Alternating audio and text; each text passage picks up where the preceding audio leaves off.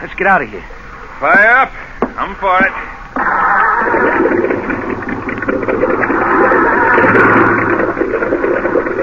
Okay. Run up on it. Dead ahead.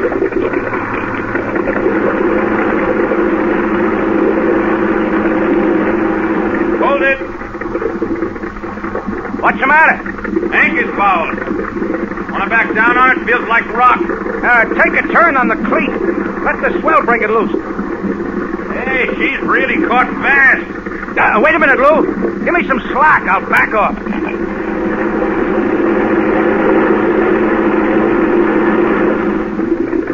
What's wrong?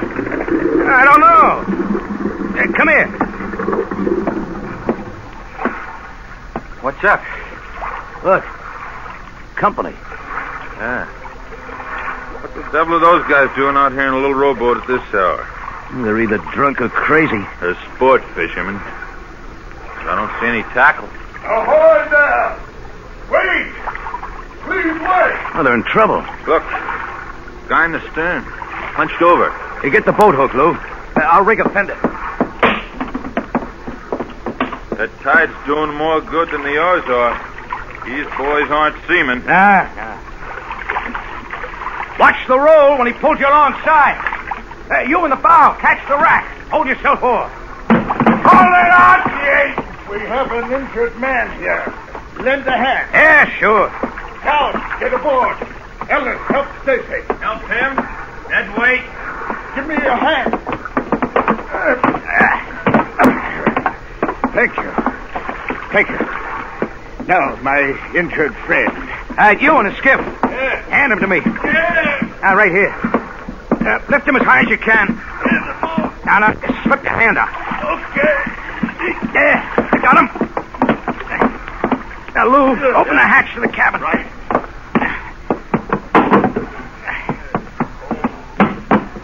Move that gear off the bunk.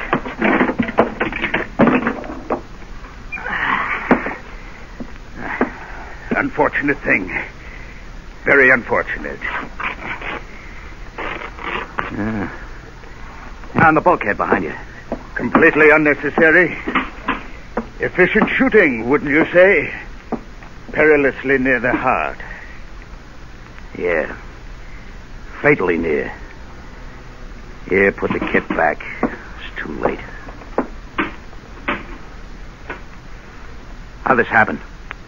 Loaded gun. Yes. Loaded gun in expert hands. This may be pretty funny to you, mister, but I don't think it'll go over very big with the police. The police? No, I suppose not. Poor Stacy, his fourth and final loss. Look, mister, what's the story? Oh, that's right. You came in at the end. But first... What's a gun for? Your protection. And mine. Forgive me, young man, for pointing this at you. I use it only to establish command. Outside. Go on.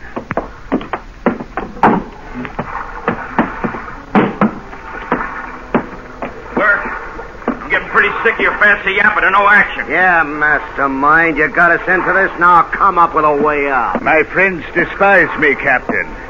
Look at them. Young Ellis. Shut up, Burke. I warned you. He's a coward, a thief, and a murderer who fancies himself equal to any known knife artist. You know I'll kill you, don't you, Burke? If it's the last thing I do, I'll cut that fat off of you.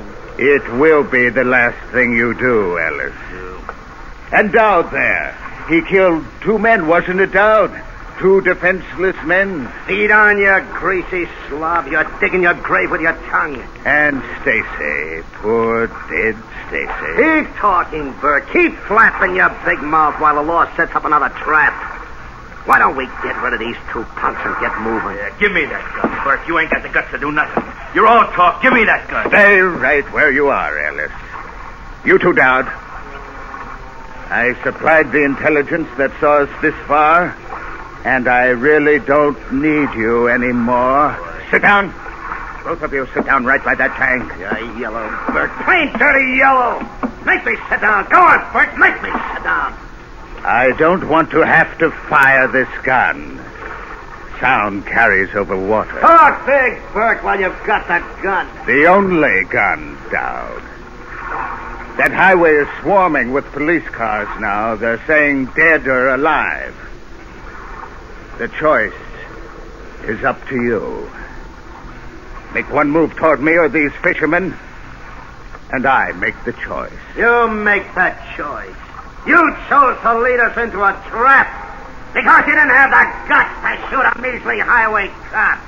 You got Stacy shot. You wrecked the car.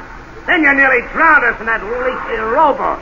You can thank me in that leaky rowboat that you're alive right now. I feel very kindly toward that rowboat. Pull it aboard. Go on, pull it aboard. You two may need it. One false move and you'll find yourselves adrift. Captain, get the anchor up.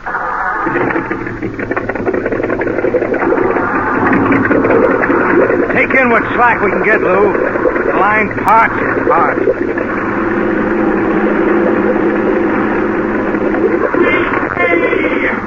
You will set your course by this pistol, Captain. Our destination is Mexico. Look, Burke, A word of warning, Captain. I seem to stand alone. These fools I took through prison walls have turned against me. But I still have a pistol. How far is the international border?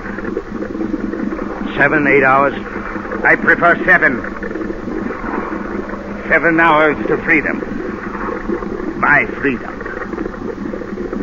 And 7 hours for us to consider your fate.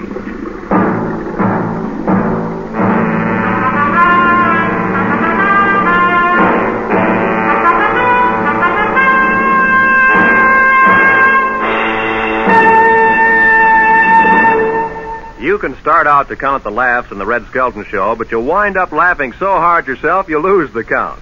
No question about it, Red Skelton is a very funny man with a very funny show. And this fall you hear Red Skelton every Sunday evening on CBS. Rated a top comedian, Skelton has a special form of humor, a unique brand of madcap hilarity that leaves him gasping. You'll have a grand time. It's entertainment at its best. Be sure to listen to The Red Skelton Show every Sunday evening over most of these same CBS stations. And now, we return you to Escape.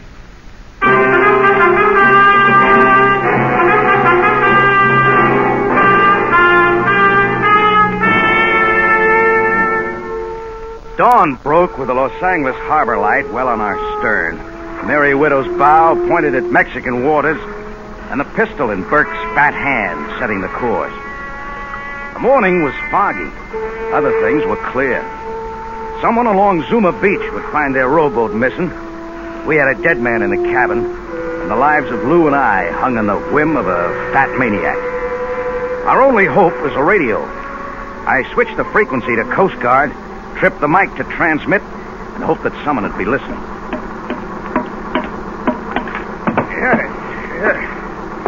It's more pleasant up here on the bridge, Captain. The cabin is somewhat stuffy. What's your master plan for the body?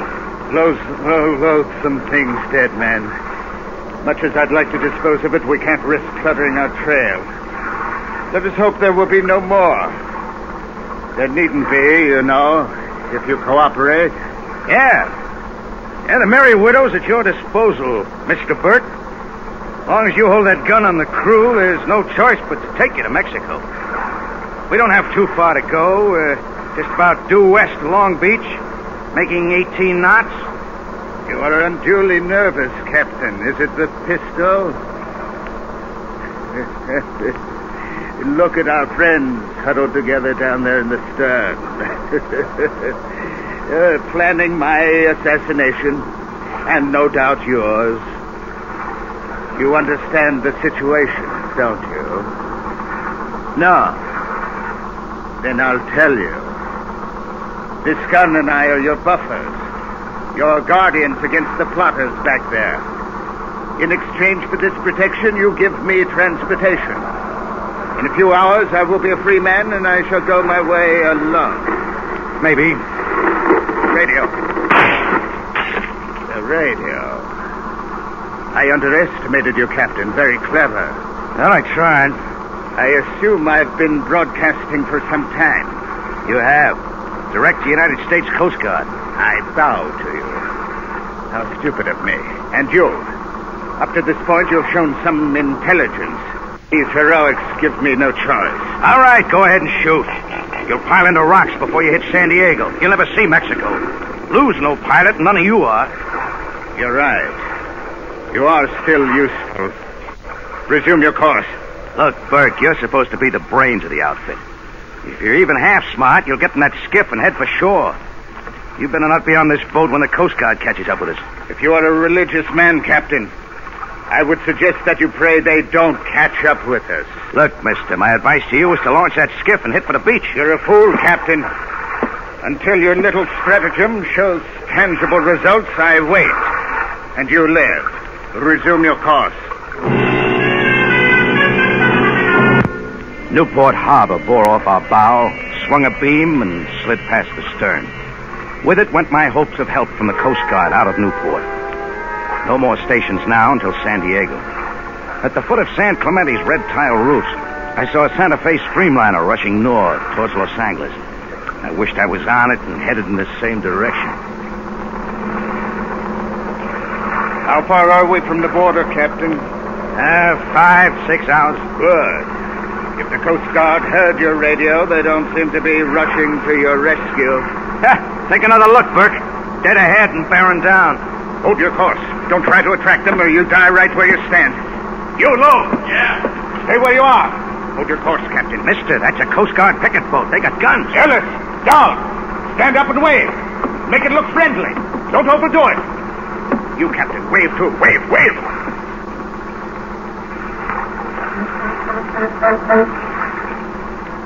Look at the fools. The friendly fools waving back. We're just friendly fishermen. They didn't even cut their speed. Two herringbone wakes met, merged playfully, overlapped, and faded. With them went my hopes of help from outside. Our only chance now was to get Burke's gun. The fish knives. But they were back on the cleaning chute, neatly racked. I turned to look. Gone. 3 knives gone.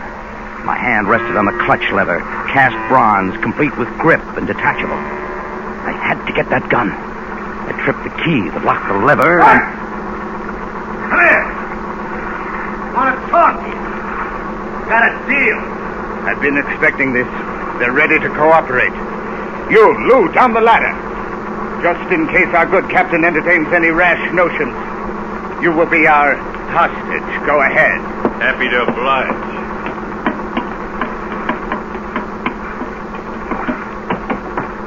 Get right back to the little group. I watched helplessly while Lou led the way aft where 2 criminals sat, backs to the bait tank. They rose as Burke lurched toward them against every roll and pitch of the boat. Ellis suddenly stepped between Lou and Burke. The pistol roared harmlessly. Burke slumped balloon-like as Dowd tore the pistol from his hand. Ellis, knife in hand, kept slashing. Enough, fellas! Lay off! Lay off, I said! Give me that knife! Give me that! Said I cut him, the fat slob. He didn't believe me, huh? Look at it. Blubber. Blood and blubber. Come on, Lou! Up that ladder there to your buddy. Go on! Yes, sir.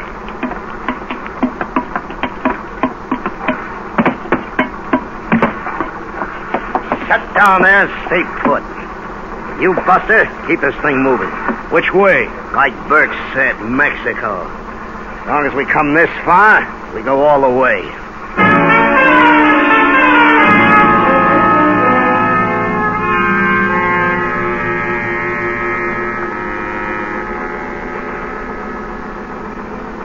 Move in. Driving closer to shore. How close? I'll tell you how close. Hey, now, wait a minute. I'll pick out a spot to beach the skiff. Then we'll move back outside the 3-mile limit until dark, so that Mexican patrols can't find us. Ain't that nice? In the dark, I move in as close to shore as I can, And you go ashore in the skiff, and I head back up the coast. Just like that, huh? Well, Buster, you'd better pick a good spot to make a landing, because you're going in with us. Going in with you? What about this boat? Leave it and the Mexican authorities. You're gonna drive this boat right up on the beach, that's what, right up on the beach. Wreck it? Look, Dowd, we draw close to 10 feet of water. We'll ground a city block offshore. So what? I can swim. Got nothing to worry about. You ain't gonna need this tub no more. Look, Dowd. If we beach this boat, we mark the spot where you go ashore. But put in by skiff and you won't attract any attention. My radio's shot. It's 2 hours run back to San Diego. I can't holler anything that'll hurt you. It ain't 2 hours to Mexican cops. I can't go to Mexican cops. I haven't got a clearance. I'm not going to put into a Mexican port and have my boat impounded, am I? I told you how it's gonna be. As soon as the Mexican authorities find this boat with bodies on board, they'll know you boys are over the border and how you got there. Well, maybe you got something. Now, I'll talk it over with Ellis. Don't try to...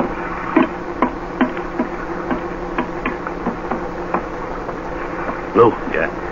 I'm going to fake engine trouble. The master switch. One of us has to get down to the engines.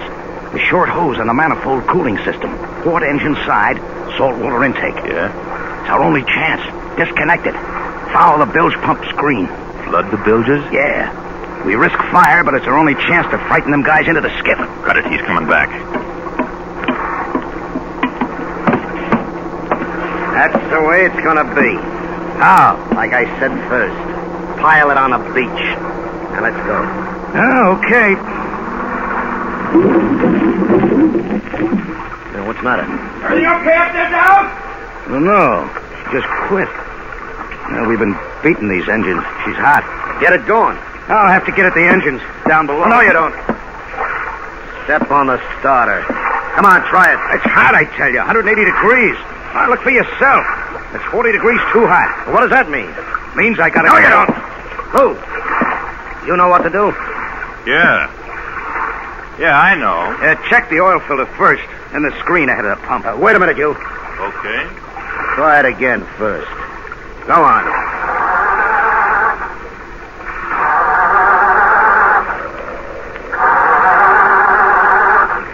It's no use. The trouble's down the engine room. Go on, Lou. Ellis.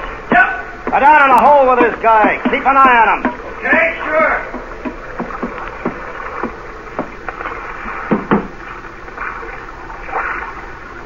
Come on. Come on, you hurry it up down there. Tell him to try it now. I found the trouble. Tell him it's fixed. Hey, try it now, he says.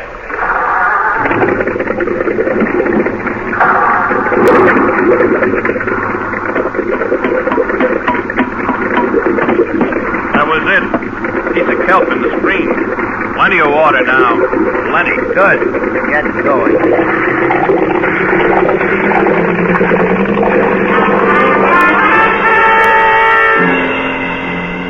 Plenty of water. All the salt water that should be flowing through the water jackets of two big exhaust pipes pouring into the bilges. And two red-hot manifolds absorbing all the heat of the two big engines. I took a sight on the hull. Chine line 2 feet above water. Bilge pump sucking nothing but air. 10 minutes, riding 6 inches lower. Half hour, 1 foot down. 3/4 of an hour, 18 inches lower. Water would be climbing up to drown out the batteries. Exhaust pipes, white hot. I yanked the release on the CO2 system. White cloud sizzled up from below. Fire! Fire, we're sinking! Bilges full of water! Filling fast, we're going down! What do we do, Captain? Get the skiff over the side before she explodes. Fire extinguisher, Lou. Cover me, I'm going below. Get the skiff over. Don't stand there, Dowd. Push it over the rail! Get me out of it! Wait, get out of here! Wait! Skiff down below! Wait! You can't leave us here to sink! Come on! Tuck in!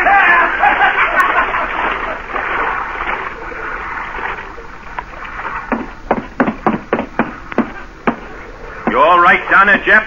Rats left us. I'll be right up. Whew. We nearly overdid it. The wood was smoldering. You're telling me. Battery's wet? Inch to go. Oh. Boy, that manifold was hot. Nearly didn't make it. Look at our friends beat water. Yeah, this proves the story about rats and sinking ships. Yeah, come on, Lou. Up on the bridge.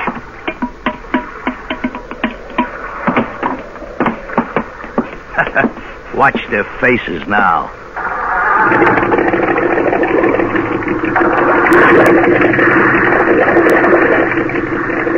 Hey, did you drop the bilge pump back in the well? No, we need that water in the bilges. Boy, we throw a wake like a little Queen Mary.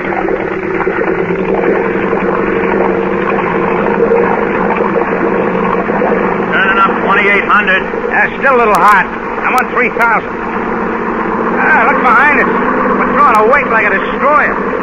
Come on, baby. You big feet bird. 3,000. Turn. Come on, around. That's a nice tight circle. Rap. What are you going to do? Crash him? Gonna lasso them with our wake. We let Chop hit their skiff from 4 sides. You think they're in a sou'easter? Look at Dowd, trying to get a feed on us. There they go, capsize. That's just what I wanted. Yeah, but they're hanging onto the keel of the boat. Let them dig wood for about half an hour. Brother, that water's cold. You should know. Let's see if Dowd's still got a gun. I can't tell. Looks like He has. But he won't have for very long. His hands will get so numb you think they're sawed off. Set the bilge pump, Lou. We'll light the ship while we wait. Oh, and on your way back, break out that bottle of Johnny Walker. Might as well enjoy ourselves now that we got them guys where we want them.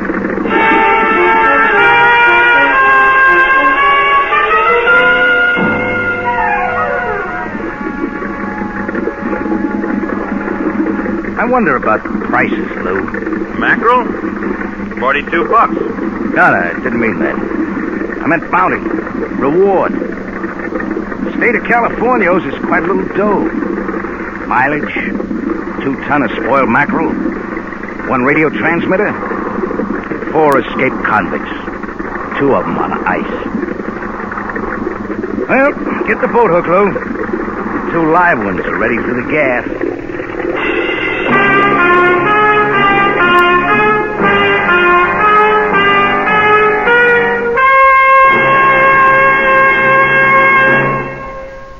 Escape is produced and directed by Norman MacDonald. Today we have brought you 7 Hours to Freedom by Bud A. Nelson, with Jack Moyle starred as Jeff. Featured in the cast were Stan Waxman, Jack Crucian, Barney Phillips, and Lou Krugman. The special music for Escape was arranged and played by Ivan Ditmars. Ladies and gentlemen, next week, Escape will present one of the most unusual and terrifying stories of recent years. The Earth Abides by George Stewart, especially adapted for radio by David Ellis. It's a story of such scope that the producers of Escape, to dramatize its full impact, are presenting it in 2 episodes.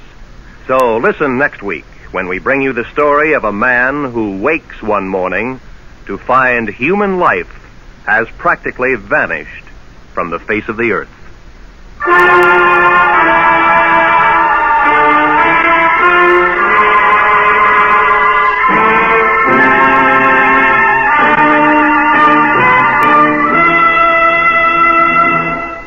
CBS's lovely red-headed Saturday night comedian, Lucille Ball, pays an extra visit to CBS, the Star's address, tonight. Lucille will be the special guest of Edgar Bergen and Charlie McCarthy. More famous guests, Mr. and Mrs. Ronald Coleman, will pay one of their hilarious calls on Jack Benny. And don't forget, it's later today that Frank Sinatra starts his new Sunday afternoon series on this network over most of these same stations. Now, stay tuned for Make Believe Town, which follows immediately on most of the CBS stations. Roy Rowan speaking.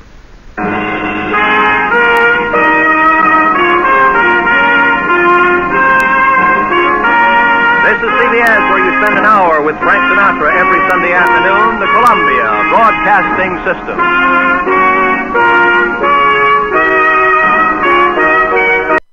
Support for the community programming of WSKB is provided by Westfield Bank. For more than 160 years, Westfield Bank has been an important community presence and commercial leader in the Pioneer Valley. with convenient full banking services in Westfield, West Springfield, East Longmeadow, Agawam, Feeding Hills, Springfield, Southwick, as well as Enfield and Granby, Connecticut. Visit us on the web at westfieldbank.org. Support for the community programming of WSKB is provided by Commercial Distributing Company of Westfield. Now in its third generation of family ownership, Commercial is one of the premier beverage distributors of Western Massachusetts. The Plasek family and the staff of Commercial Distributing wishes you good times throughout the year and urges you to drink responsibly. Underwriting for community radio is provided by the YMCA of Greater Westfield. Every day the YMCA strengthens the community through programs and services focused on youth development, healthy living, and social responsibility. For all the Y's many programs and services, visit us on the web at www.westfieldymca.org. The YMCA, 67 Court Street in downtown Westfield. We're more than a gym. We're a cause. We thank the generosity of our underwriters. For more information, please contact the Westfield State Foundation at 413-572-8646. Discussions of local politics, events, happenings, and miscellany potpourri. Ken's Den, Tuesday, 8 to 10. Live from the campus of Westfield State University, this is 89.5 FM, WSKB, Westfield. And this is JPEG Luca with JP's Talk About Town. Yeah, making it through another week and another golden age of radio. The Green Hornet was the alter ego of Britt Reed, a wealthy young publisher of the Daily Sentinel newspaper by day, but by night, clad in a long green overcoat, gloves, green fedora hat, and a green mask, which seems a little odd because when it hit television it was black and white. Reed fights crime as the mysterious vigilante known as the Green Hornet. He's accompanied by his loyal and similarly masked partner and confidant, Cato, who drives their technologically advanced car. They had way big words back then. The car was called, many of you know, the Black Beauty. Why wasn't it called the Green Hornet's Nest? I don't know. So, though both the police and the general public believe the Hornet to be a wanted criminal, Reed uses that perception to help him infiltrate the underworld, leaving behind the police and the criminals and any incriminating... Oh, never mind, I'm done. Now, the Green Hornet. The Green Hornet.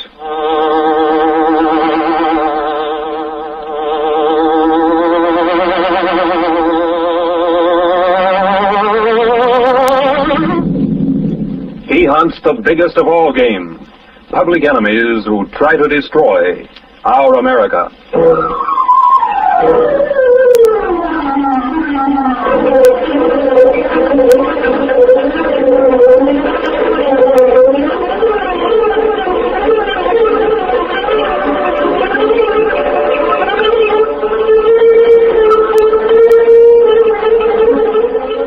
With his faithful valet Cato, Britt Reed, daring young publisher, matches wits with racketeers and saboteurs, risking his life that criminals and racketeers will feel the weight of the law by the sting of the Green Hornet.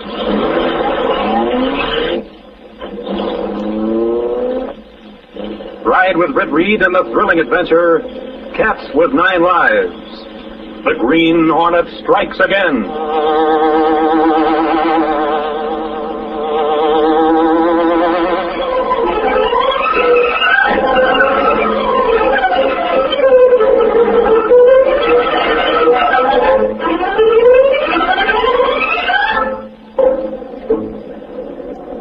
As a loyal alumnus, Britt Reed attended the big game of the year and took Michael Axford with him. Run,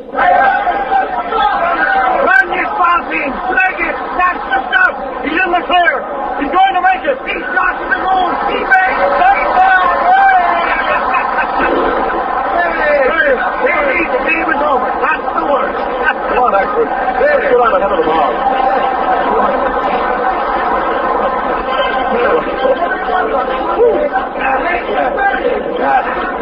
Suffering snakes. I never saw so many cars in one parking lot. Well, it's some parking lot, expert. Hey, Fred! Why not, Fred? Well, there's Len Forrester. Hi, Len. Gosh, what's that a game? Sure was. Well, how have you been, Lenny? Haven't seen you since your father died. I've been all right, Fred. Hey, we should get together once in a while. Oh, pardon me, Lenny. This is Mike Axford. Axford, Lenny Forrester is a fraternity brother. Glad to know you, Mr. Axford. Sure as glad I am to make your acquaintance. You've heard about Forrester, Axford, the son of Iron Jim. Oh, so you're the lad that came into all that money a couple of years ago. That's right. Pardon me, I'm sorry to crowd you. It's all right. Say, Fred, a lot of traffic here. Are you going to the grill tonight?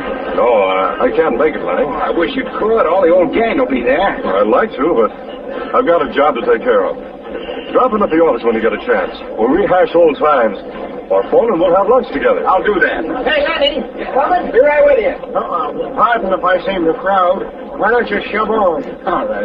I'll drop in, Fred. I'll be looking for you. In a day or so. Our car's over here, actually. Hey, he's a nice-looking young fella. Oh, swell guy.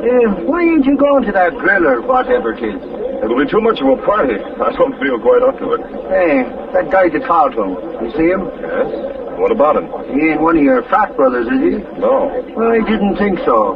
That guy's no good. Do you know him? Yeah, his name is Minton. Shady Minton we used to know him as. Oh, Shady Minton, eh? My golly, that lug has been investigated by the cops more times than you could shake a stick at. He's been in a lot of confidence games and things. Strange company for Lenny Forrester. Yeah. I wonder where he picked up with a guy like that. Expert Lenny is probably wondering the same thing about you. Oh, is that so now? Well, Reed, I'll tell you this much. If Lenny goes to that blowout tonight and has Minton along with him, he better watch his step. If he gets too much to drink, Minton will take the gold out of his teeth. Hey, Mint, how's your playmate? Toast off a highball, there's stuff in it, Waddles. It'll hit him any minute now. Good. I'll be waiting near the door. I'll pick you up on the way out. I better get over to Forrester. It looks as if he's about to pass out. Did you see him go around the end there? What's the matter, Lenny? I don't know, Mint. I feel lightheaded. Yeah, the drink you had. Just wondering. Well, maybe it's a smoke.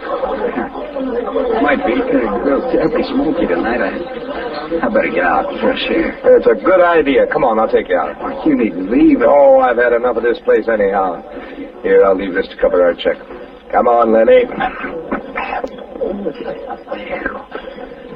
Dizzy. Let me help you. I guess I need it.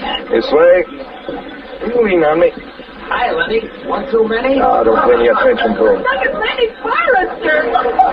Don't like this. Here's the check room. Give me your hat check, hmm? Here, somewhere. Hello, Minton. Oh, what's happened to your friend? Oh, hello, Waddles. Stick with me. I may need some help. Check. Hat check. Here, baby. Get Mr. Forrester's hat and coat. Didn't take him long. Lay off the crack, sister. Mr. Forrester don't like him. Hat. Coat. Here you are, sir. Shall I help him with them? Don't bother. You carry the hat and coat, Waddles. Yeah, sure thing. This way, Lenny. Right outside. You'll feel better when the air hits you. Mr. Forrester, sir. I'll be glad to get home. Steady now. They're bringing your car around. Hello, Minton. Did you live? Carl Bradford, hello. I'm taking my friend Len Forrester home. He's ill. Oh, what a shame. Well, Len, this Carl Bradford, the attorney. Good friend of mine. How do you do? Here's your car, sir. Thank you. Here you are. Thank you. Len's hardly in condition to drive a car, but he insists on it. Rather risky driving in that condition. You know how the law is about drunken drivers. Well, here's the car, Len. See you later, Bradford. Yes. I don't feel... You'll be all right, Len. Driving will clear your head. There now, and you go. Come on, Waddles. Right. Wouldn't you drive Easy. You'll be better for driving. Go ahead now.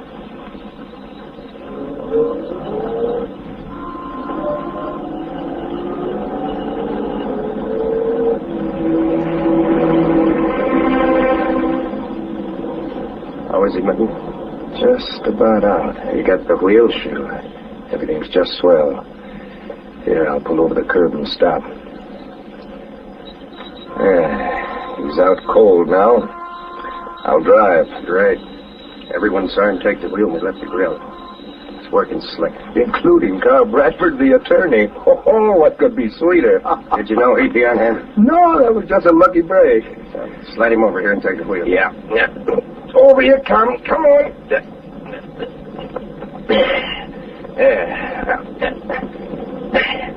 I got it. There now. Cumberland will be on hand, won't he? Right. Cat says his orders. So has Doc. Okay. And there's sure to be witnesses on that corner.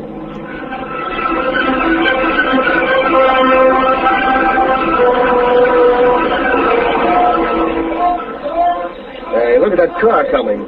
Zigzagging from one side to the other. Another one of those college guys. Yeah, they ought to be jailed. Look out, he's going to turn.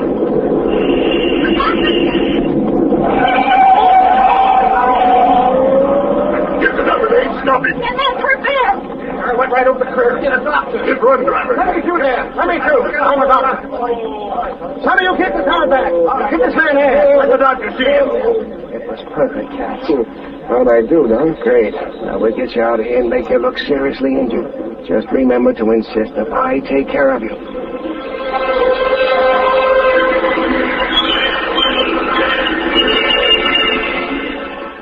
On Monday, Michael Axford perched on the edge of Miss Case's desk while he tried to tell Britt Reed's preoccupied secretary about the football game. The guy's just about to get knocked for a goal by a couple of red-shirted guys, and then he fools them. He throws that pigskin... Katie, are you following me? Hit and run. Hit and run, me eye. I'm trying to tell you about football. That's baseball. It's murder in some cases. Michael, do you want to do me $1 million favor with trimmings on it? Huh? Sit down and be quiet for a few minutes. Well, now, that's I'm a trying fine... to whip up an editorial for Mr. Reed. Did you see this morning's story in the Sentinel? What about? Hit and run drivers. The Sentinel's starting a campaign for stiffer penalties when they're caught. Say, do you have any ideas? By golly, there's something they should get what they are. What was that? Stiffer penalties when they're caught. That's what them hit-and-run guys should get. What are you writing? Gunnigan had an editorial in the last edition. Mr. Reed wants a stronger one of the next. What's that got to do with you? Well, Mr. Reed told Gunnigan he'd show him exactly what he meant. Good for thee, that's the stuff. Yes, but then he turned and he said to me, write it. Then he went to luncheon at the Civic Club. That was 3 hours ago. And he ain't back yet? No. Did he have a date to meet someone there? Yes, a fraternity brother of his, Len Forrester, phoned and made an appointment. Oh, golly, that's it. Well, that's what? That's the day shot. Them two are old pals. If Reed was to meet Forrester for lunch, the chances are it'll wind up at dinner time. I could just see the two of them sitting in that swell dining room. I saw that article in your paper, Hit and Run. I thought I'd call you for some unbiased advice. When did you hit this man, Lenny? Last Saturday night, on the way home from the grill. And you didn't even stop the car? Oh, I don't know. I don't remember anything at all. All I know is what I was told. Well, when did you learn about it? Last evening. You see, there happened to be a doctor who saw the accident. He got my license number. He treated this man and then took him home. He called me last night. The doctor did? Yes, Dr. Hill. Here's his card. I called Minton right away, and he confirmed what the doctor had said. Minton said that a man named Wattles had been in the car with us. Have you talked to an attorney? Yes, Minton called a lawyer named Bradford. We'd seen him at the grill. Do you know Carl Bradford? I know who he is. He's a good counsel. Well, we went to call on Katz, and that's the man I struck. He's in terrible shape, probably crippled for life. And you didn't report the accident at all? No. Hit and run, driving while drunk. Oh, Brett, Another thing, lad. Your record in traffic court's none too good. Don't I know it? I've got a string of speeding convictions as long as your arm. If this ever goes into court, I'll get a jail sentence. Well, anyway. Brett, I swear I wasn't drunk. I don't remember a thing that happened, but I had taken just one highball. Did you report it to the insurance company? Good Lord, no, I can't. That would mean that the police would know. What did Bradford advise you to do? Report it to the police and take the rap. But I can't. I know I'm not guilty. Guilty or not, there's a strong case against you. Witnesses and all. I know it. Did Dr. Hill take Cass to a hospital? He said that Katz insisted on going home, so he took him there. And where does Katz live? In a cottage at 310 Elm Street. Was he conscious? Oh, yes, I talked to him. He said he was willing to keep things quiet if I paid for the injuries. So you paid? $10,000. Lenny, what else could I do? Britt, do you think that'll be the end of it? Well, I'm afraid, Lenny, you'll have to ask Katz. Now, get back to my office. Must you go? Yes. I've got to write an editorial. You? Yes. We're conducting a campaign, you see. Trying to get the courts to hand out stiffer jolts to hit-run drivers.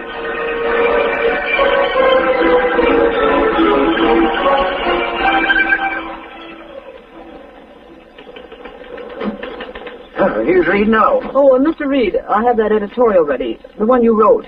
Send it to Gunningham, will you, Miss Case?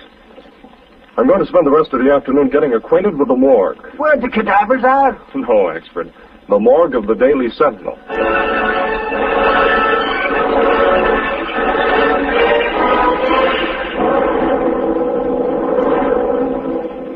That evening, Cato, the trusted Filipino valet, came into Britt Reed's bedroom. Well, Mr. Britt, you said to let you know when Mr. Axford went out. Has he gone to police headquarters again, Cato? Well, yes, sir. Cato, I learned quite a bit when I dug into the old files at the office. Well, yes? Minton has a pretty bad record. Dr. Hill's is worse. It is?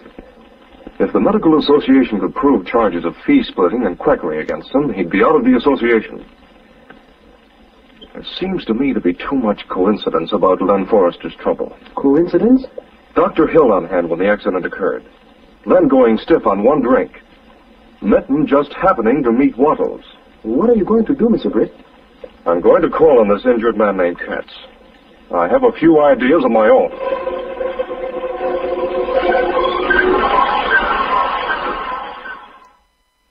Let's break from the Green Hornet. More after this.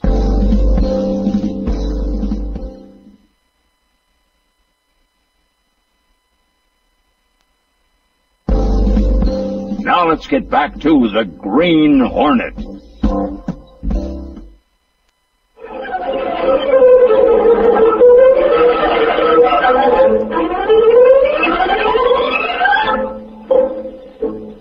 Now back to our story. Britt Reed's investigation of the individuals involved led him to suspect that his friend Len Forrester was the victim of a carefully planned blackmail scheme. With Cato, the young publisher sat in his bedroom, laying the groundwork for the evening's activity. Put fresh charges in that gas weapon, Cato. I'm doing so, Mr. Britt. And get out the rest of the stuff I'll need. WSKB Westfield. Very well.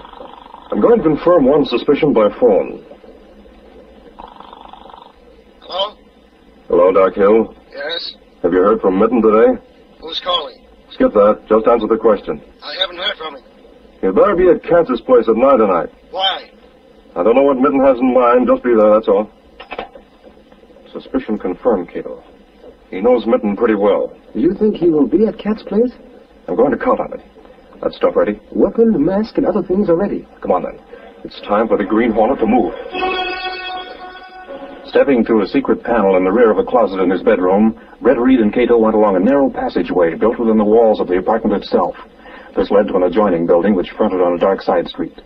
Though supposedly abandoned, this building served as the hiding place for the sleek, superpowered Black Beauty, streamlined car of the Green Hornet. Cato, I just had another idea. Is funny to you, Mr. Britt? You said Axford was at headquarters. Oh, yes, sir. I'll take a page one story to him in person. We'll need the convertible as well as the Black Beauty. The two cars? You take the convertible. Park a little away from the front of Katz's house, and when you see the lights blink, start the car and drive into the side entrance. Is that clear? Oh, yes, sir. We'll get going. Britt Reed pressed a button. The great car roared into life. A section of the wall in front raised automatically, then closed as the gleaming Black Beauty sped into the darkness.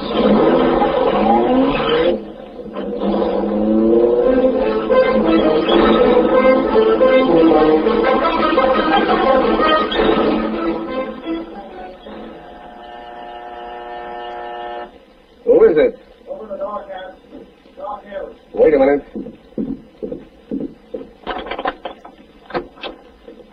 What are you doing here tonight, Doc? Did you hear from Minton or Wattles? Not today. Why? They sent me word to be here. That's funny. I didn't hear nothing from them. How do you feel, Tumbler? Punk.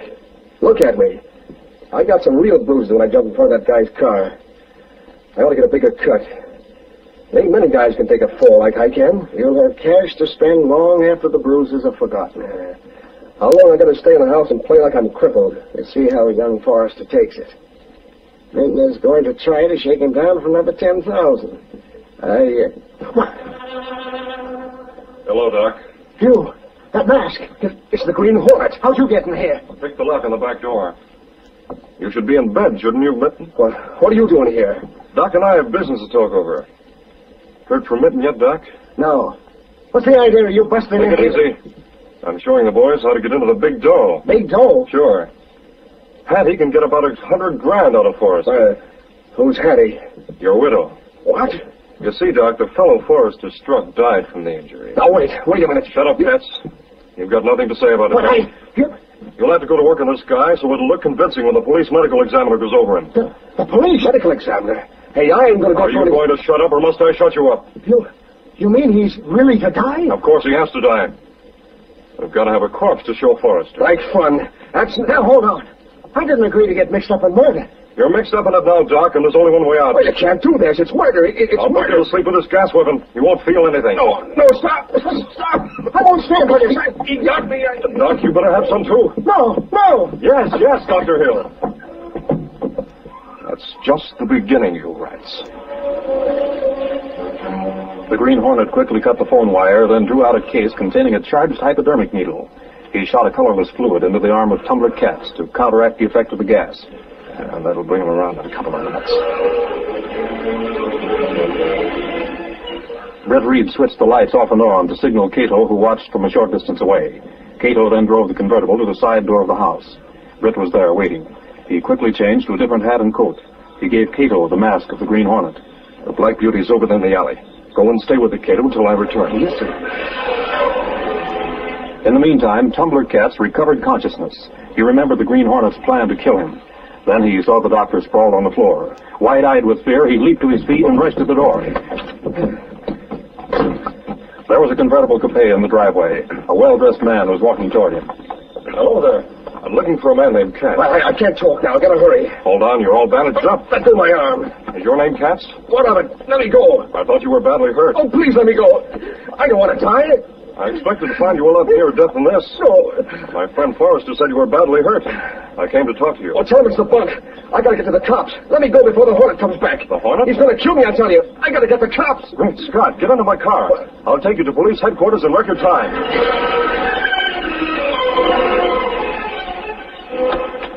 Here's police headquarters, Katz. That's Sergeant Burke at the desk. The man with him is from my newspaper. Something snakes. It's Britt Reed. Who's the guy with all the bandages? Axford, I brought a story to you. You've got to help me. You've got to save me. Reed, who's this? His name is Katz, Tumbler Katz. It's a long story, Axford. You see, my friend Forrester got into something of a jam. I was going to call on this man Katz when he rushed from the house. It's the Hornet. Suffering snakes, the Hornet. He's got in with Mitten and Waddles. He's going to kill me. What's that about Mitten? You can get the facts, Axford. I'm going over to Forrester's house. The Hornet's around somewhere. I got conscious and seen the doc on the floor, and I ran out. I'll hold everything. Let's get these facts straight. Reed, stick around. This might be good. Len Forrester will be waiting for me, Axford. Phone me there if you've got anything sensational.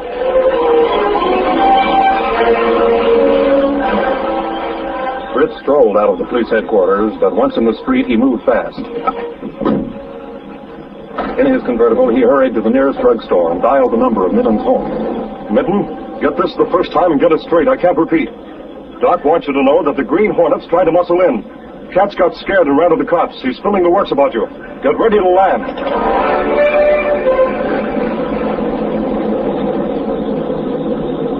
A short while later, Britt brought the convertible to a stop a few yards from where he'd parked the Black Beauty in a dark alley. Mr. Britt, is everything all right? It is so far, but time's precious. Take this coat and hat. Yes, sir. The other outfit. The outfit I wear with the mask. Right here. I hold coat for you.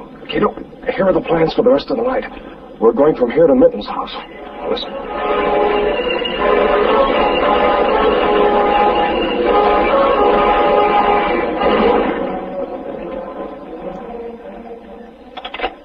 Still no answer at Doc's house? No answer. What do you make of it, Mitten? Waddles? I don't know what to make of it. No idea who it was that phoned with the warning about the Green Hornet? Wasn't a voice I'd ever heard before. Would you know it if you heard it again? No, I don't think so. I don't like the way things stack up. Try Katz again. Maybe Doc's over there. There's no use, but I'll try it. Told you it was out of order the last time, didn't I? Yeah.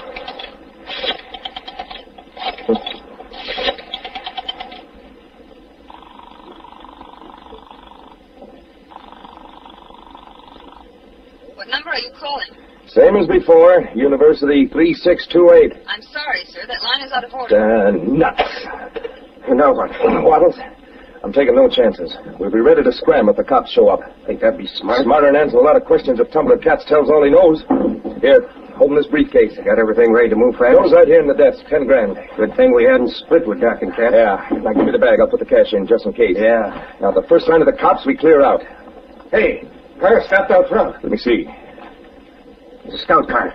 Oh, that's our cue to move. Come on. Sure we can get out the back way? Maybe they've got that watch. Nah, they won't have. This way, Bottles. Cops at the door. The time they get in, we'll be gone. The car's in the garage at the corner. We'll take it and scoot. Here's the door. Going somewhere? The Hornet, the Green Hornet. I'll take that briefcase. In exchange, I'll give you... No, don't kill us. Fool, the cops are out front. Oh!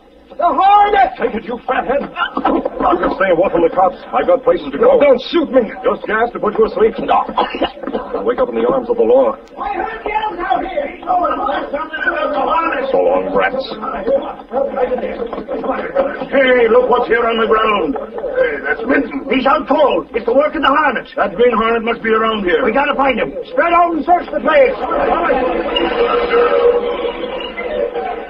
While Axford and the police milled around the house, Britt Reed stood next to the Black Beauty in a dark alley nearby. He handed Cato the mask for the second time that evening. Get into the Black Beauty, Cato. Open her wide and let the police and Axford know the Green Hornet's car is on the run. Britt walked down the alley to his convertible. Then he heard the well-known sound of the Black Beauty. There he goes. The Green Hornet. Get that car. Get after it. Get in the car.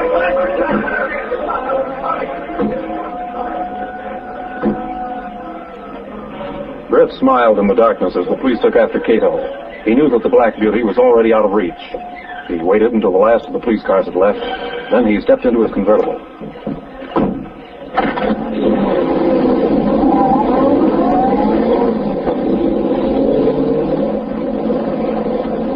Britt was no longer the Green Hornet. He was just Britt Reed, driving to call on his friend Len Forrester.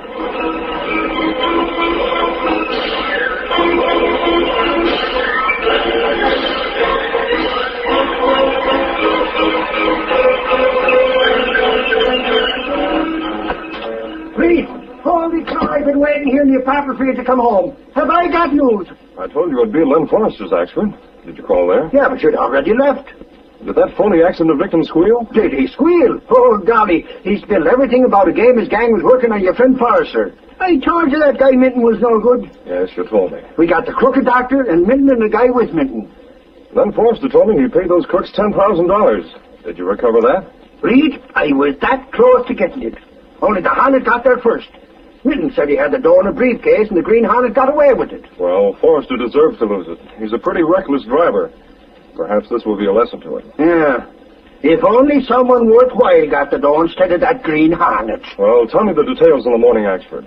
I'm tired. I guess I'll turn. Go ahead. Cato's in there. Turn your bed down. Good night, Axford. Good night, dear Reed.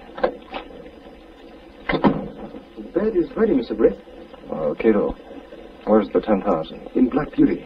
In the morning, we must see to it. It goes to that home for crippled children. Open the window, will you, Cato? Oh, yes, Mr. Britt.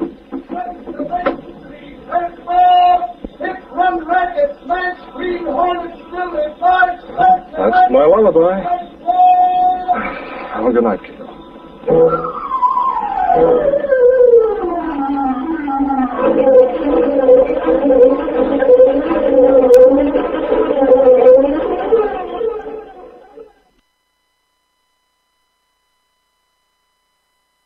Support for the community programming of WSKB is provided by the Barnes & Noble College Bookstore in the Ely Campus Center, offering Westfield State t-shirts, sweatshirts, and gift merchandise, all of your academic needs, and offering textbook materials in new, used, ebook, and rental formats. Available at the bookstore on campus or online at westfieldstate.bncollege.com.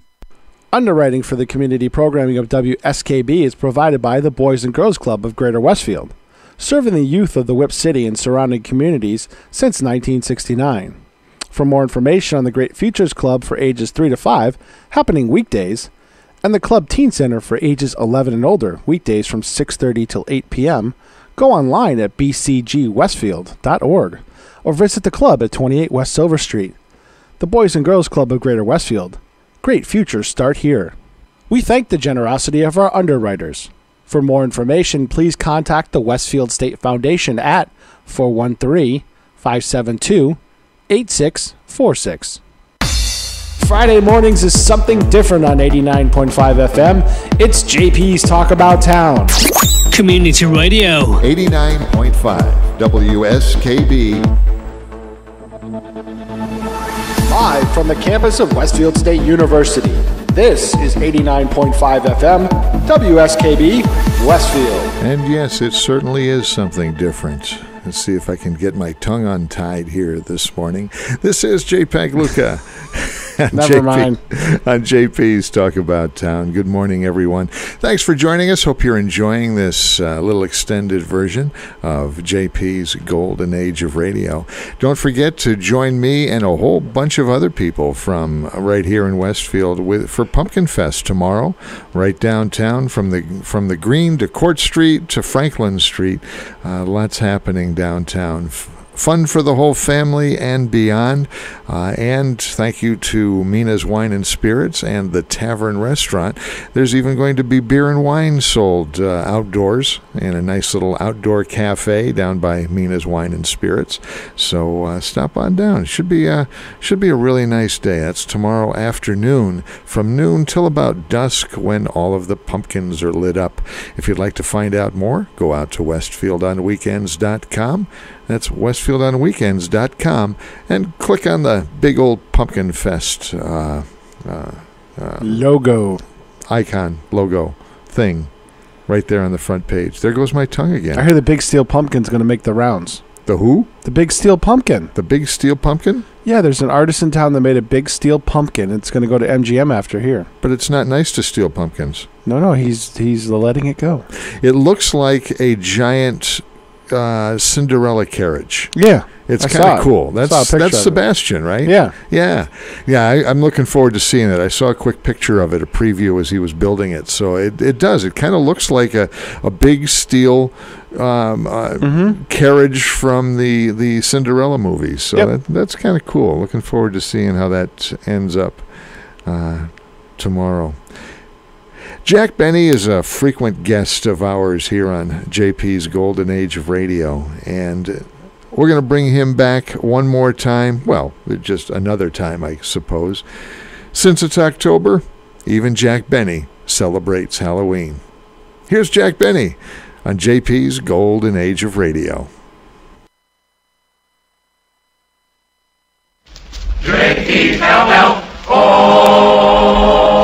The Jell-O program brought to you by Jell-O and Jell-O Pudding, starring Jack Benny with Mary Livingston, Phil Harris, Dennis Day, and yours truly, Don Wilson. The orchestra opens the program with Mama.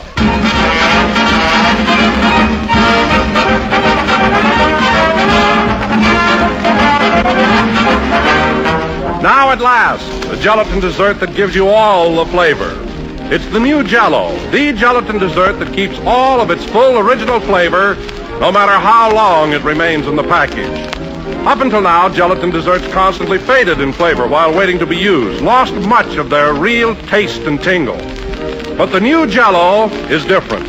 Today, Jell-O's deep, vivid richness is locked right into the tiny Jell-O particles where time can't touch it. Jell-O loses nothing on its way to you. It comes out of the package as rich and full-flavored as it went in. Just prove it for yourself. Open a package of Jell-O.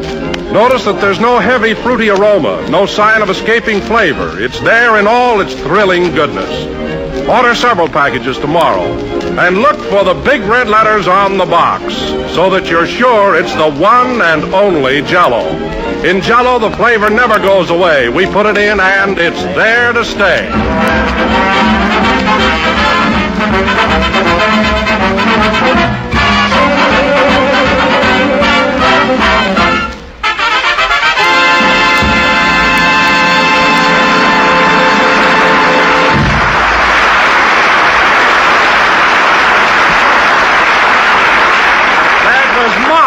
Played by the orchestra.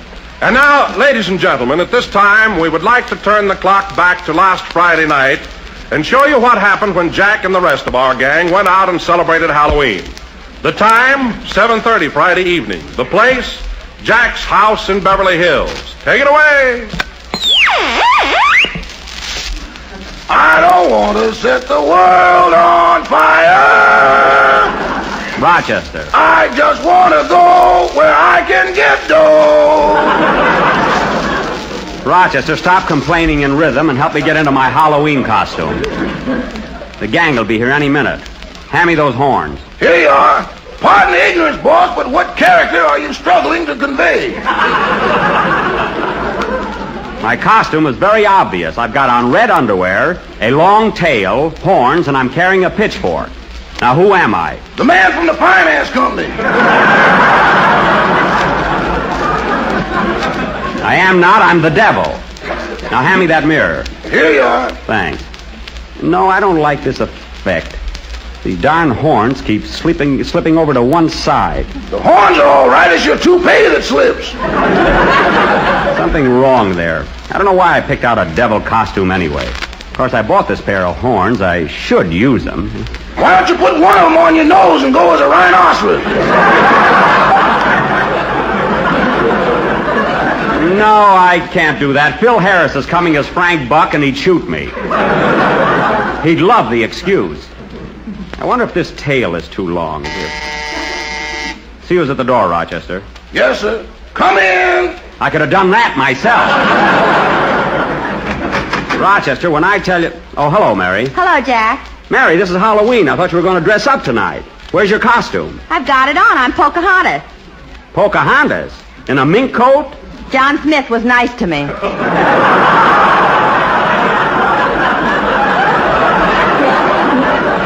Oh, you're a wampum digger, eh? Well, at least stick a feather in your hair. Make it believable. Say, what do you think of my outfit, Mary?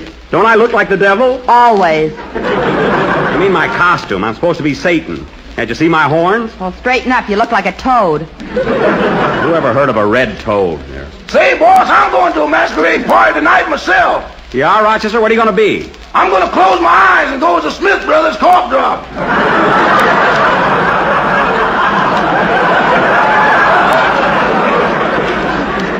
Well, that's not a bad idea. Say, Rochester, why don't you keep one eye open and go as a period? How's that? I better keep both eyes open. My lady friend's a rover. All right, do as you please. Jack, what are we going to do tonight? Where are we going? I got it all figured out. Listen to this. First, we'll go to Claudette Colbert's house, and then I'll take a piece of soap and write Claudette loves Jack all over her window. Oh, you did that last year, and she came out and wrote Jack who? Well, this time she'll know Jack who. When Claudette comes out of the house, I'm going to grab her and give her a kiss. Now, there's only one guy kisses like Benny. You don't have to tell me, Deadlift.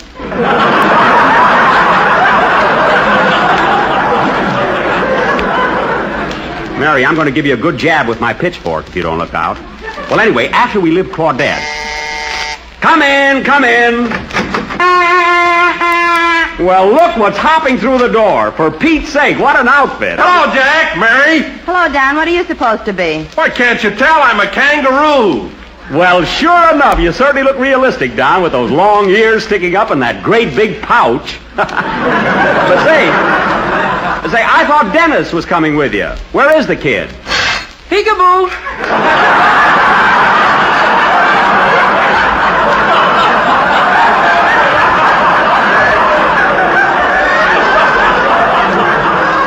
Well, I'll be darned, a baby kangaroo. Here, climb out, kid. Here, I'll help you. Thanks, Mr. Benny. Imagine coming as a little kangaroo. You know, I was going to come as a floor lamp. A floor lamp? Yeah, but when I screwed the bulbs in my ears, they wouldn't light up.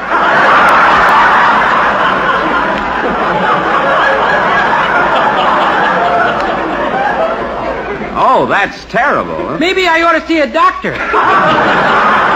Dennis, you're not supposed to light up. You know, Mary, someday I'll have to have a talk with that kid. Huh? By the way, Jack, isn't Phil going to join us tonight? Yeah, he'll drop by as soon as he finishes night school. Say, Dennis, while we're waiting around for him, let's hear that song you're going to do on the program Sunday. Yeah, get over to the piano, kid. Okay. Oh, say, Rochester, did you ask our boarder, Mr. Billingsley, to tune the piano? He's very good at it, you know. We should have never let him monkey with it, boss. Oh, what's he done now? That man's crazy. He cleaned the piano keys with dental floss. Oh, Mr. Billingsley must think he's a dentist again. It's a fine way to clean piano keys. He said the black ones were decayed, so he pulled them out.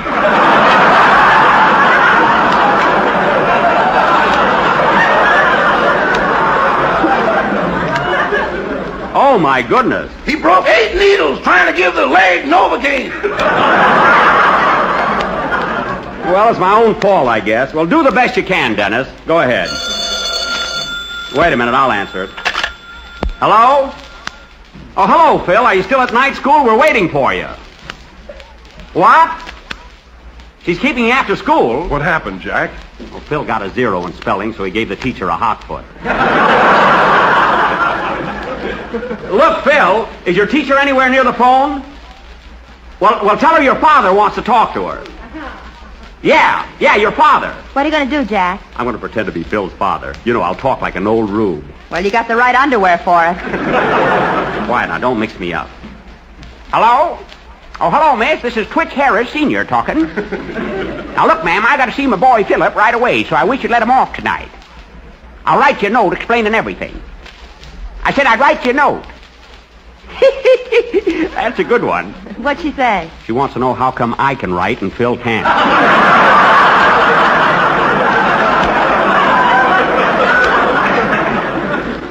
Well, okay, thanks a lot, ma'am.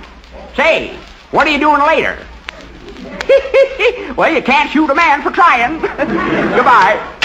Well, it's all set, fellas. Phil will be here pretty soon. You know, that teacher sure had a sweet voice. I could kind of go for her. But, Jack, you don't even know what she looks like. Anything he gets is gravy. I don't know about that, sister. Sing, Dennis. See this pitchfork, Mary? You're going to get it. Now, you wait.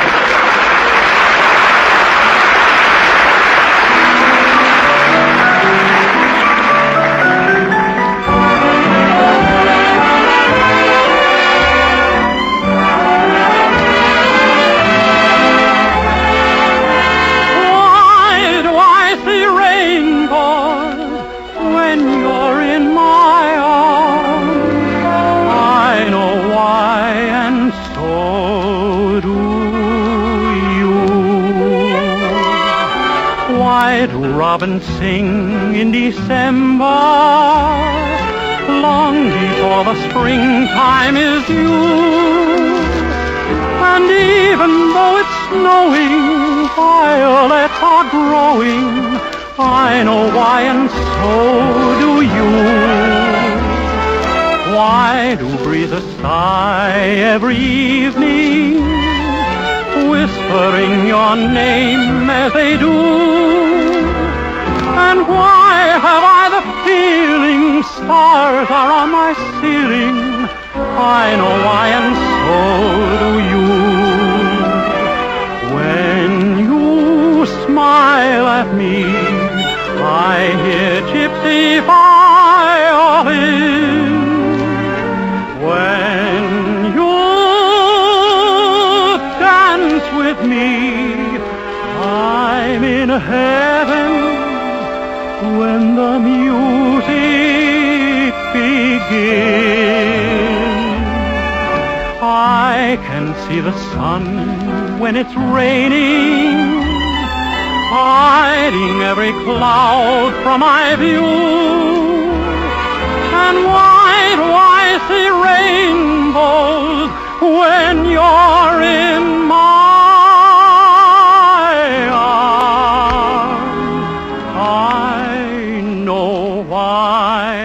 and so do you.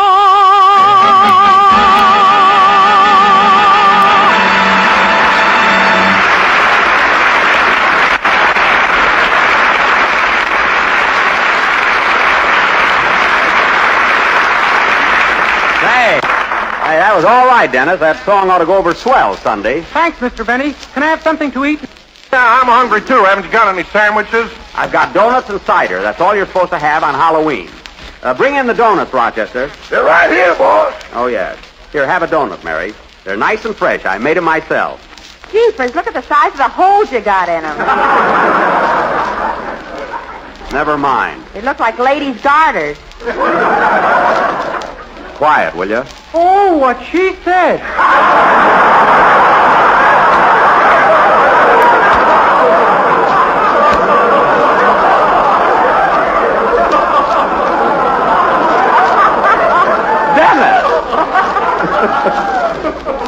No use waiting. I gotta have a talk with that kid. Here, Don. Don, have a donut. Have a donut and some of this sweet cider. Thanks. I think I'll have a glass of that myself. Pretty strong, Jack. Strong? Let me taste this. Well, I'll be darned. Oh, Rochester! Yeah, boy! What did you put in this cider? A little Central Avenue vitamin!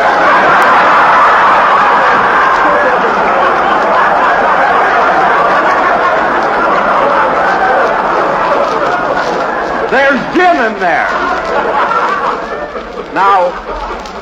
Now throw that cider out the window. You ain't gonna throw mine out. Dennis, you're not drinking any hard cider. You're a baby kangaroo. Oh, I can't hop on milk. Let Don hop. Now you get back in that pouch. Okay. See you later, fellas. Now stay there. Gee, I wish Phil would get here so we can go ahead. Jack, look who's coming. Where? Oh, yes, it's Mr. Billingsley. Look, he's dressed like Marie Antoinette. Yeah. Oh, hello, Mr. Billingsley. Good evening, Mr. Benny. Having a little party, I see. Yes. By the way, Mr. Billingsley, you're dressed as Marie Antoinette. Are you going to a masquerade? No, my head aches, so I'm going to have it cut off.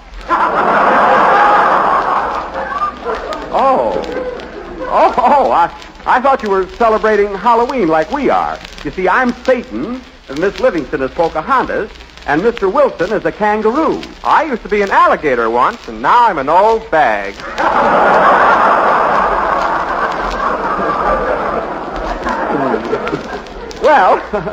Well, see you later. Good night, Mr. Benny. Good night. That's one way to look at it.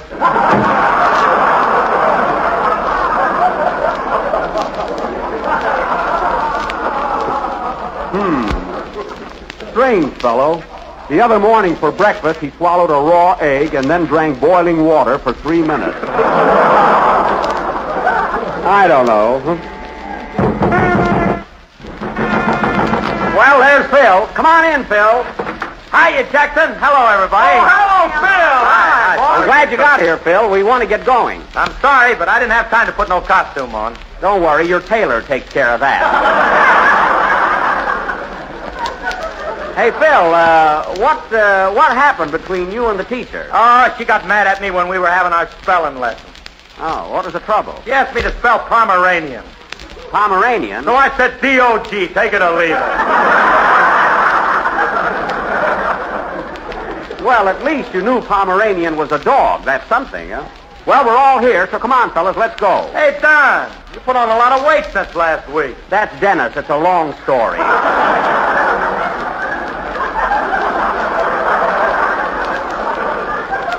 Come on, everybody, let's go. Oh, Rochester, before you leave, be sure and lock the garage so that nobody damages the Maxwell. Okay. Remember last year, some kid got in there and turned it over. Yeah, we drove around for 3 days without even noticing. I noticed it. It was bumpy as anything. All right, this way, fellas. We'll all go out the side door. Oh, that's Boy, we really have fun tonight. You know, kids, first we'll go next door to Ronald Coleman's house, see? And then we'll Jack, go... here comes that little boy you hired as a gag man. Let's take him along. Oh, Belly Laugh Barton, eh? Hello, kid. Hello, Mr. Benny. Say, Belly, do you want to go out with us tonight? We're going to ring doorbells and raise the dickens. You're a little adolescent, aren't you, Bub?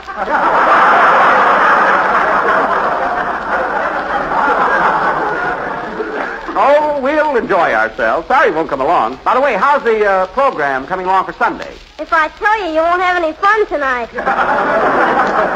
Well, get busy and concentrate. Come on, fellas. Now, I'll tell you what, kids. First, we'll sneak across the lawn to Ronald Coleman's house and put some white paint on the doorknob, see? Then we'll ring the bell, and when he comes out, we'll run like the dickens.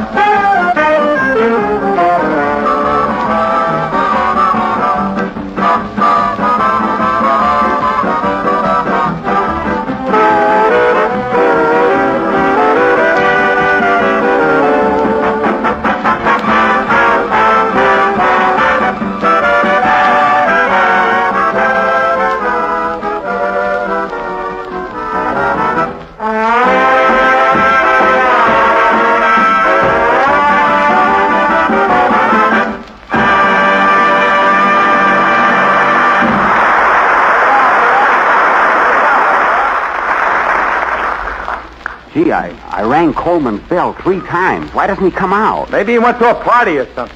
Couldn't be a big party, or I'd have been invited. Ronnie and I attend the same affairs. Only he doesn't have to crawl in the window. Well, these Hollywood parties, who knows whether you got an invitation or not. Hey, fellas, I've got an idea. As long as Coleman isn't home, let's take this beautiful sundial here and put it over on my front lawn. His sundial? Yeah, it'll be a swell gag. 3 years ago, you took his flagpole. When's the gag over? Oh, get in the Halloween spirit, will you? Come on, fellas, give me a hand with this dial. Hey, Jack, look. There's a policeman walking by the house. A policeman? Uh-oh. Hello there. Is that you, Mr. Coleman? Yes, it is, fellas. Right, Joe. Thanks for asking, old boy. Terribly decent of you. Good night. Hip, hip.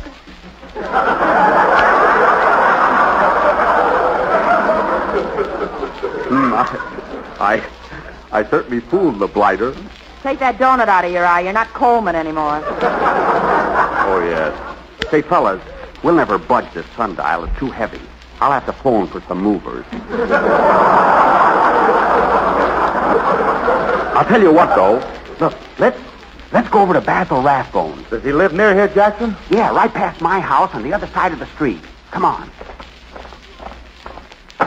Ooh, darn this tail I keep tripping on.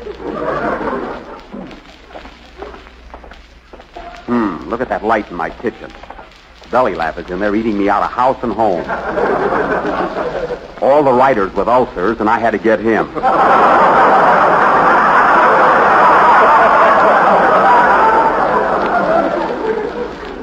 Oh, well.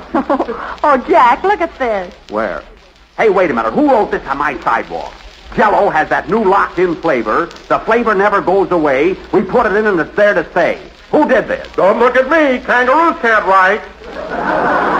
Oh, yeah? Now, Don, you go get a rag and wipe it off. I'll tell the sponsor. All right, you big fat tattletale. Leave it there. Now, follow me across the street, fellas, and we'll go to Rathbone's house. Quiet now. He will fix him good. Which house is it, Jackson? Wait a minute. I don't know whether this is Rathbone's house or the next one. I think it's this one. No, it's the next one. This is where Charles Boyer lives. Oh, that's right. Say, let's pull some gag on him. Yeah, maybe he's got a sundial we can lift. Now, I'll just sneak up and ring his doorbell. Wait here, fellas. Hey, Jackson, Nick, here comes that cop again. Uh-oh. Hello there. Is that you, Mr. Boyer? Here I go again, fellas. Oh, good evening, officer. Beautiful night. Beautiful. Yes, it is. Good night, Mr. Boyer. Bon Sawyer.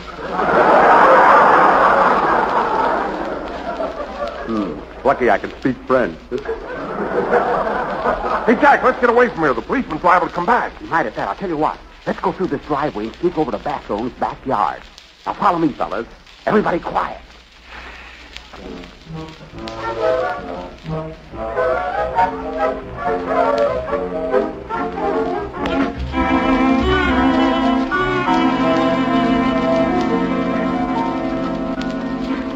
Well, here we are. Gee, it's dark tonight.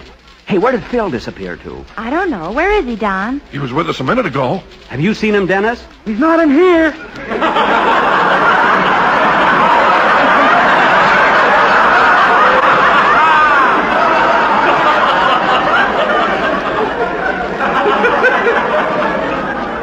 Of course not. Here he comes now. Where have you been, Phil? Boy, am I wet. Why didn't you tell me that Rathbone had a swimming pool? Why don't you watch where you're going? I swallowed enough water to last me the rest of my life. Well, it didn't hurt you to go on the wagon even for a second.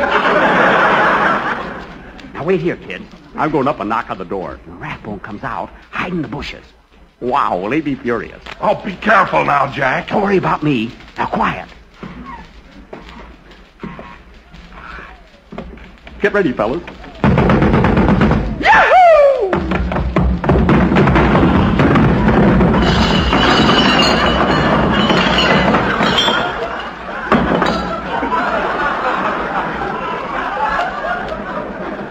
Darn those milk bottles. I hope I didn't cut myself. Am I bleeding, Mary? With what? With blood, I've got it. The idea of leaving... Horse light just went on, Jack. Quick, pick me up. Here comes Rathbone. Shh, quiet, everybody. Yes, yes, yes. Who's there? Anybody there?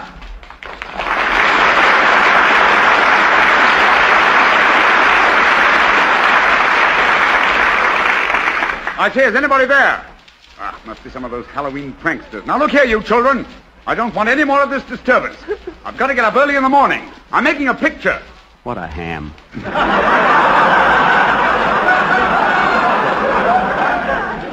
Quiet. If I catch you around here again tonight, I'll give you all a sound good thrashing. Now go away, all of you. Scat. Oh, boy, is he burned up. Boy, am I going to make his life miserable tonight. Wait a minute. What do you got against Rathbone? Jack hates it because he can act. That's all. I can see him imitate Boyer like I did. Now, fellas, this time I'm going to grab this big rock here and throw it up against the door. Oh, you can't take those steps again, eh, Daddy? I can climb, only this will be more annoying. Now, here goes. I'm going to throw the rock. 1. Phil, what are you doing back there? Nothing. Well, get away. 2, 3, go! Holy smoke, I broke a window. There goes the porch light again. Quick, fellas, run. He's coming out. Whoop. Well, I'll be... Hey, what is this? Come on, Jack, hurry! Run! I can't run. That darn Phil Harris tied my tail to this bush.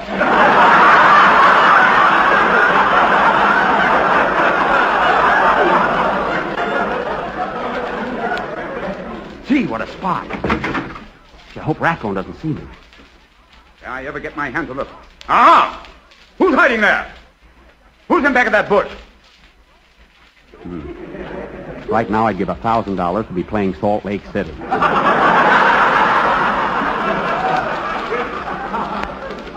Gee, here he comes. Well, may I inquire the name of the moron behind that mask who goes around breaking windows? Who are you? Gee. Come, man, speak up. Stop. Basil, I'm only making the joke. It is me, Charles Boyer. Mr. Benny, your accent is revolting.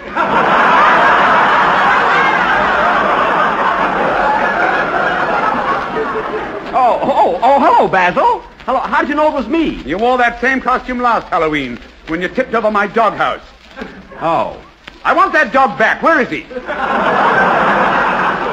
Well, he had pups today. You're a fine Sherlock Holmes. Now, look, Basil, I'm sorry I threw that rock. It was an accident. Accident or no accident, you'll pay for that window. All right, I'll pay for it. Mr. Benny, What are you doing there? I'm untying my tail. What do you think I'm doing?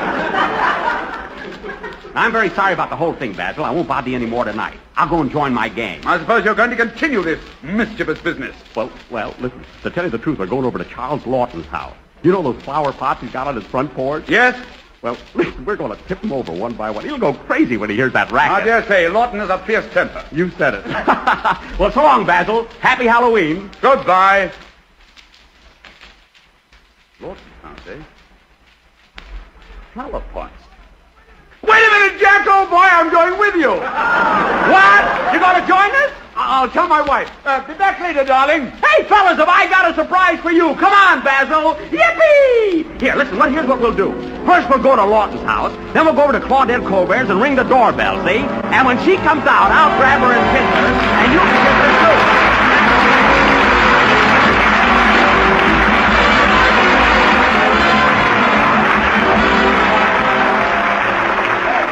3 cheers for 3 grand puddings.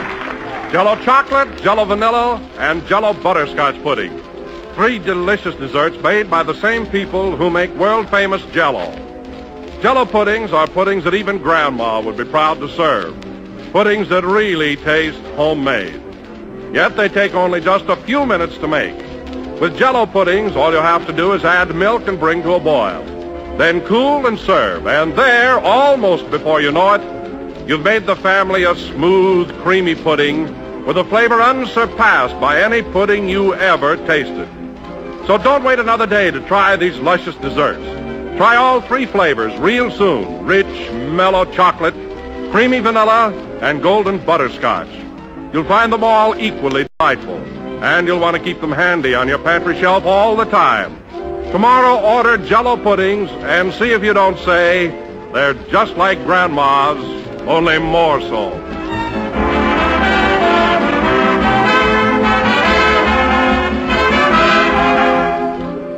This is the last number of the 5th program in the current Jello series, and we will be with you again next Sunday night at the same time.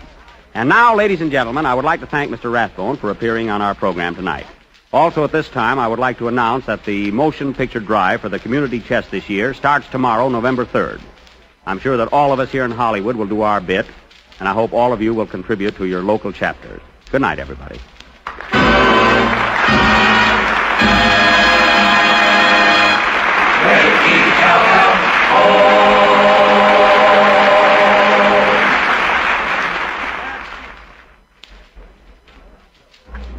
Friends, the name Jell-O is a sure sign of goodness wherever you find it, whether it's on a package of Jell-O or on a package of Jell-O puddings. Jell-O puddings are made by the same folks who make Jell-O, and like Jell-O, they're downright swell. They're simply unrivaled for smooth, luscious flavor. They're easy to prepare just as Jell-O is, and they sell for the same low Jell-O price. So tomorrow, when you order Jell-O, get Jell-O puddings in all 3 flavors: chocolate, vanilla, and butterscotch. Remember Jell-O and Jell-O pudding. This is the Red Network of the National Broadcasting Company.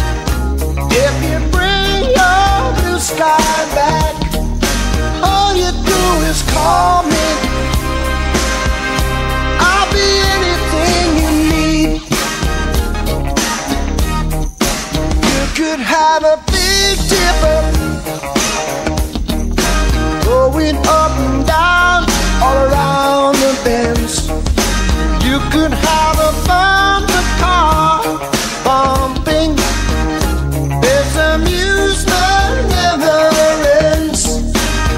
I wanna be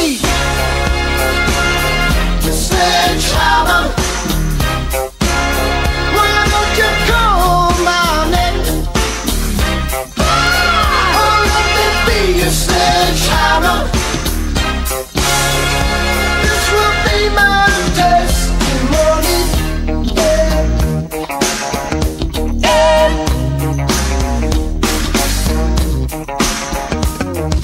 Show me around your fruit cage,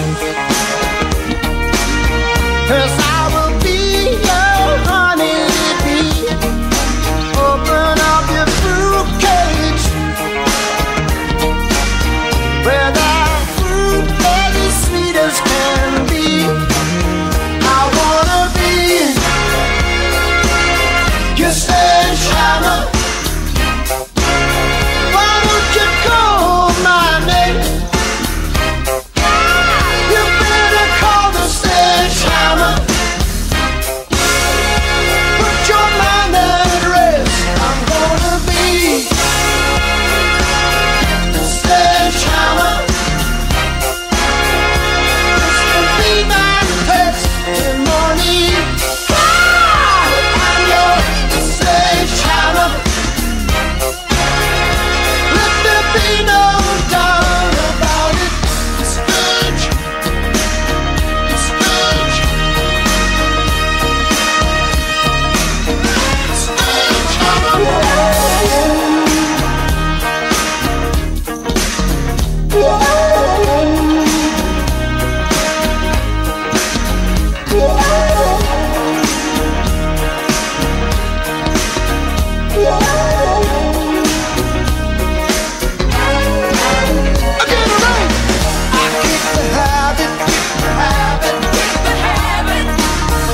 shed my skin.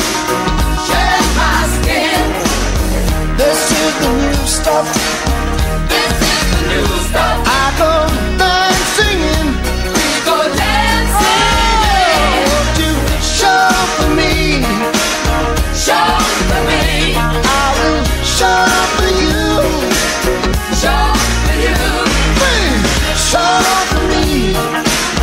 Show for me. I will show for you. Yeah, yeah, yeah, yeah, yeah. Show for me. Only you. You be coming through. I'm gonna feel that power. I feel that power. I've been feeling the rhythm. I've been feeling the rhythm. Gonna feel that power. Hey, building you. Come on, help me through. Come on, help me through.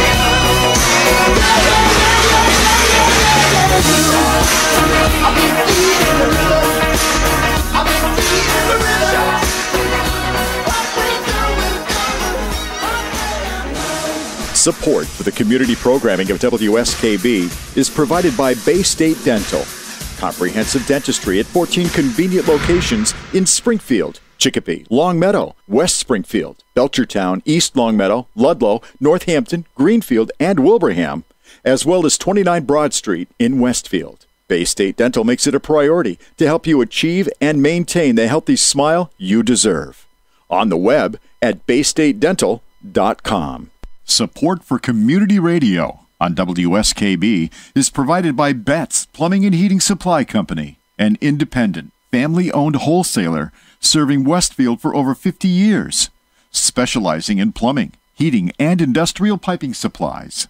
On the web at bettsplumbing.com or at 14 Coleman Avenue in Westfield. Support for the community programming of WSKB is provided by Comcast and Xfinity.com, offering Xfinity TV, Internet, home phone, and home security services. Information on all that Xfinity has to offer in the Westfield area is available online at Xfinity.com. We thank the generosity of our underwriters. For more information, please contact the Westfield State Foundation at 413-572-8646. Thursday morning from 6 till 8, it's Patrick Berry, owner of the Westfield News Group. Community Radio. 89.5 WSKB. Live from the campus of Westfield State University, this is 89.5 FM, WSKB, Westfield. And this is JPEG Luca with JP's Talk About Town for another Friday morning. This weekend's going to be a busy weekend. Of course, we got Pumpkin Fest all afternoon on Saturday from noon till dusk. More information on that at westfieldonweekends.com. We have Haunted Westfield, a spooky fundraiser to support the Westfield 350 celebration. That's happening Saturday afternoon and Saturday evening. Tickets are available, and more information is available at westfield350.org/Haunted Westfield. That one actually looks like a lot of fun. I'm going to be over at Westfield Pumpkin Fest tomorrow, as is Pete Coles, and that should be an awful lot of fun. And then, Pete, you've got Sunday, Run Stanley. Yeah. Yeah. Busy weekend. Tell us a little bit about Run Stanley. What's that all about? That one, it was started as a fundraiser. It's a 5K run in the trails in the sanctuary of Stanley Park, and it follows some of the course that the cross-country runners run for Westfield State and for the high schools. But it was done as a fundraiser because several years ago we had a couple of big storms that knocked out some bridges on the trail over some streams and stuff down in the sanctuary. At Stanley Park, yeah. Right, so it's been a fundraiser for several years now, and it continues to raise money to keep the sanctuary trails up and, other little things they need around the park because it's not publicly funded, it's private. Yeah, Stanley Park Everybody is seems to forget a that. wonderful gem here in Westfield. Many people go by it, and it's right across the street from the college here. Yep.